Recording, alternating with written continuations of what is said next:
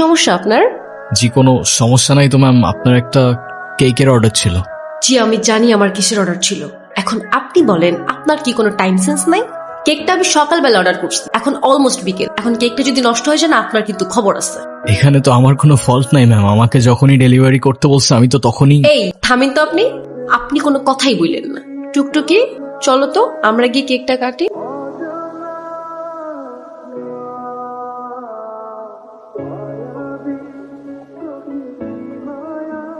হ্যাঁ নেন। It's okay, লাগবে না। আচ্ছা সরি, আমি আসলে বুঝতে পারিনি আমার কথায় আপনি এভাবে মন খারাপ করবেন। আসলে বাচ্চাটার মন খারাপ করা দেখে আমার মাথাও গরম হয়ে গেল, আর আপনার উপর শাউট করছি। আপনি প্লিজ রাগ করবেন না। কেউ আমার উপর রাগ করে থাকলে আমার একটু ভালো লাগে না। আরে না না, আমি আপনার উপর কেন রাগ করতে যাব?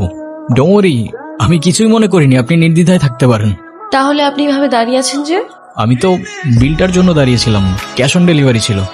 সরি, আমি একদম ভুলে গেছি। এই যে আপনার পেমেন্ট। Thank you. আপনার নাম্বারটা দেওয়া যাবে? কেন? এমনি।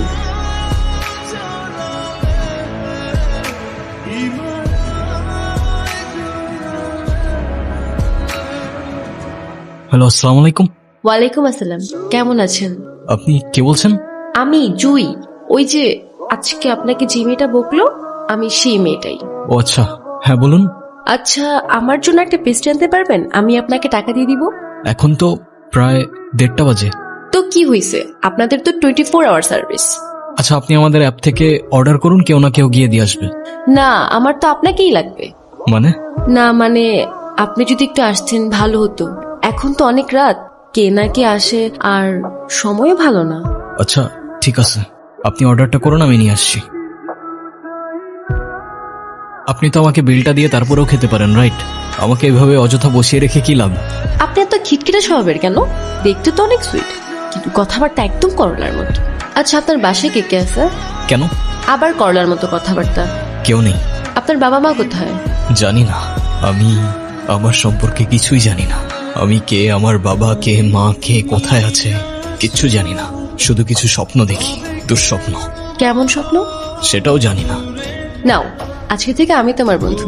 ফ্রেন্ডশিপ মোবারক হো মেরা দোস্ত।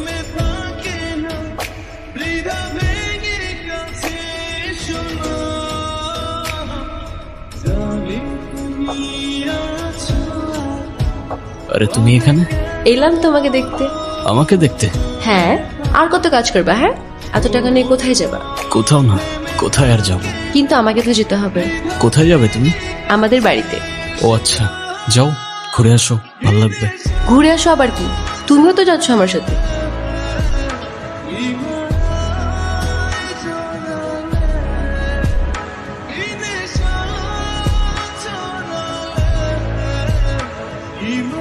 মা, ও কবির, ওর কথাই তোমাদেরকে বলছিলাম।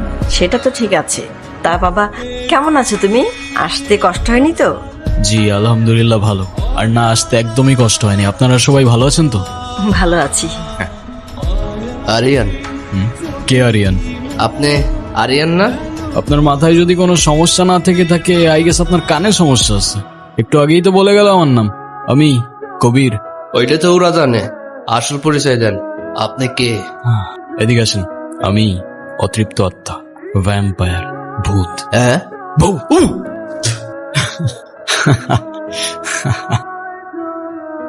কি দেখছো?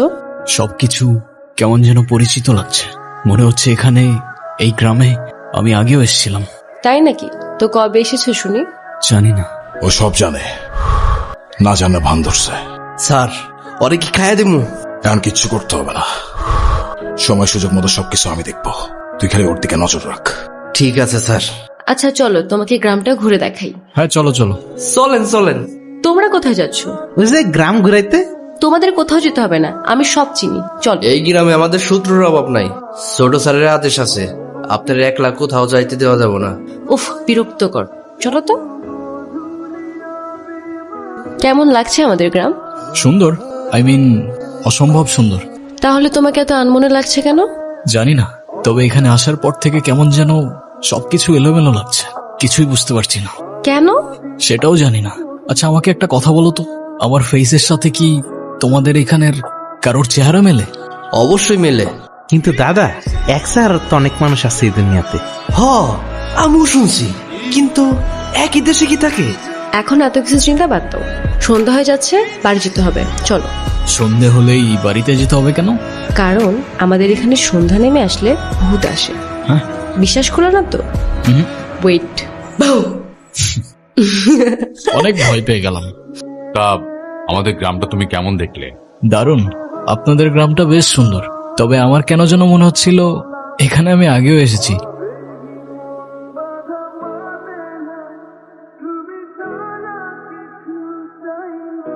এখানে ঘুমাচ্ছ কেন? রুমে গিয়ে ঘুমাও। আচ্ছা ঠিক আছে।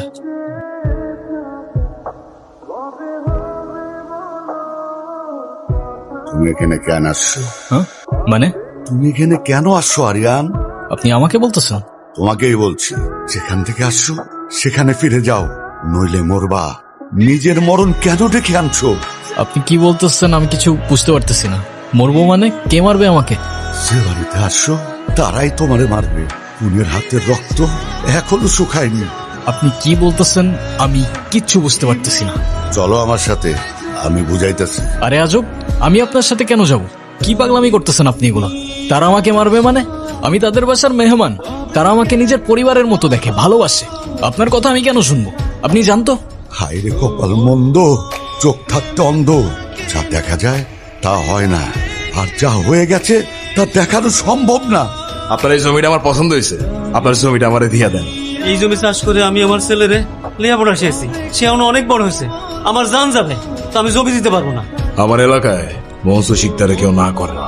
যদি জমি না দেন তাইলে জানটাই নিয়ে নিন। তুমি কারে ভয় দেখাচ্ছ? আজকে তোমার নামে আমি থানা ডায়েরি করবো। আমারে ভয় দেখা লাভ নাই, আমি জমি দেবো না।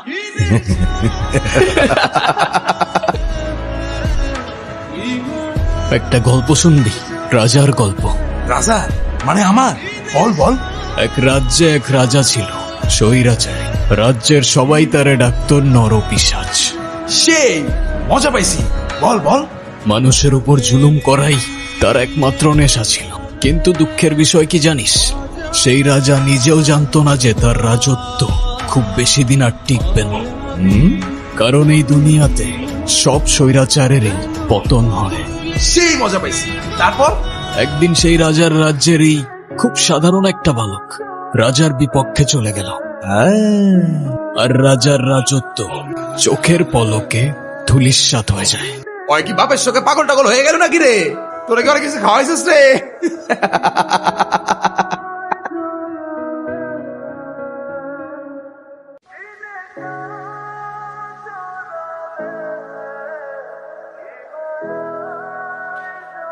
বালকটা অনেক সাহসী ছিল, কিন্তু দুঃখের বিষয় হলো বালকটা রাজার কোনো খেয়াও শিখতে পারলো না।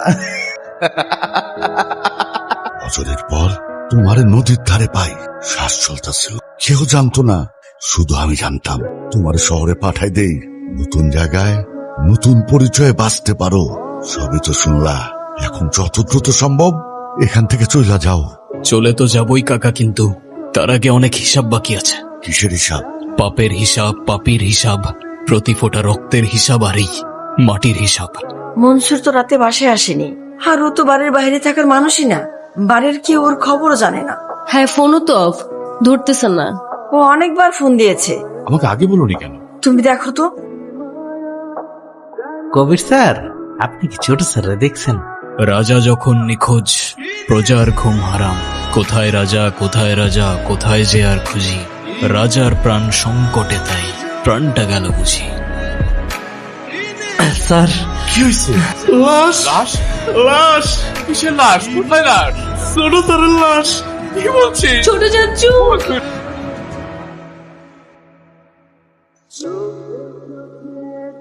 কবির, কবির দাঁড়াও।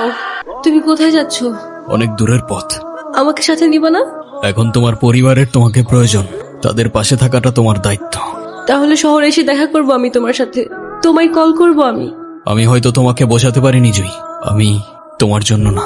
তোমার জীবন আমার জীবন, তোমার পথ আমার পথ অনেকটাই আলাদা।